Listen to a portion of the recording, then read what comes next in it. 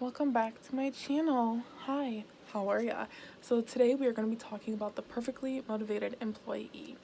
Now, this chapter is talking about, yeah, they do exist, but very low numbers. And I think a great quote that this chapter does go over is the idea of you will never work a day in your life if you do what you love. And that corresponds to the author's story about golfing, how he's with his golf buddies and they're like, oh my god, I wish I was a PGA player. But then he's like, do you not realize that yes, they get to play golf for a living, but they're never home? That creates emotional stress, family can break families apart, and there's just a lot to it that they don't understand. So when you're in a hobby, it's usually something you love, you do unpaid, then you have your job. Now, the big difference in motivation is when you're doing something you love, it's positive reinforcement. Someone is always like, oh, you're doing great, and you have that motivation to do it. Versus at a job, first of all, there's a good chance the job you're doing, you probably don't love it. Okay. And then, let's be honest, how managers treat employees, employees treat employees, it's like you're probably not getting that positive reinforcement, and especially with the holidays around.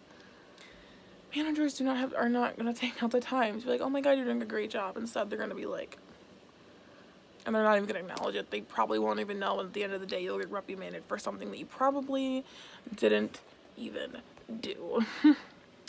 So, it also basically goes to the point that businesses need to understand human behavior, but they don't, and I don't think they want to. I don't think they care, because money is all they really want.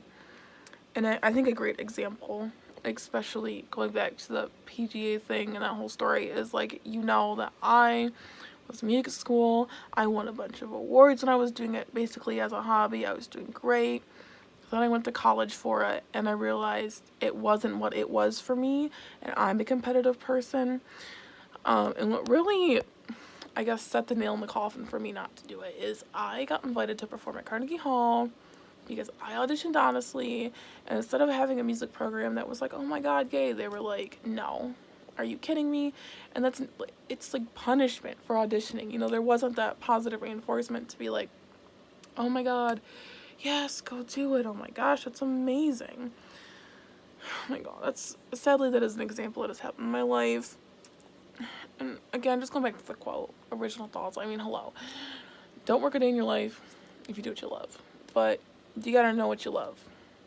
And not everything, I guess, you love is meant to be a job for you. And future use, I'm just gonna go back to finding a career because I don't know.